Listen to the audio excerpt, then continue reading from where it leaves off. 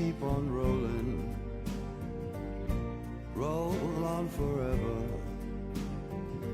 So my name's Anthony Wood.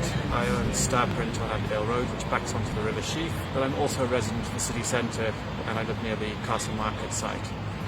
My interest in terms of the Rivers Trust came because of my local residency and because of my engagement with the river. I realised that in Sheffield we don't have much access to the river. It's primarily culverted, so you wouldn't believe it, but I'm actually standing on the river right now. But for all intents and purposes, it's just a wasteland. So I strongly believe that increasing access to the river and opening up the river, greening the spaces, renaturalising will make life a lot better for city centre residents. So in order to help achieve that goal, I joined the Trust. I'm John LaCorney. Until very recently, when I retired, I was Chief Executive of Healey City Farm and had been for the last 30-something years. I was involved in a group looking at the River Sheaf, looking at the walkway along the River Sheaf many years ago, and we always called it sort of Sheffield's Forgotten River, and the type of putting the sheaf back in Sheffield came up.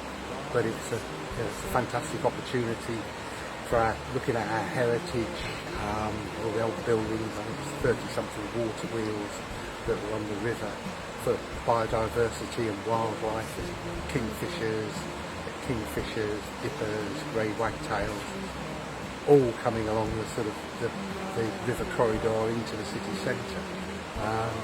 So I think, again, looking at all the different elements of a potential walk and developing a riverside walk, encouraging people to walk and cycle, take exercise. It just ticks all the boxes. I'm Viv Tom. I live near the Sheaf and in this Nether Edge Broadfield Road area, and I support the River Trust because I want to see more conservation and environmental development around the River Sheaf. A few of us got together when there were some proposals to improve the Broadfield Park just across the road there.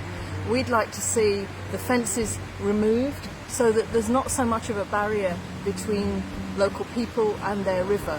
In mill houses up the road, you can walk along the riverbank, you can connect with the river, and these barriers prevent that connection, and we'd like to see more involvement with wildlife and children learning about plants and the river itself.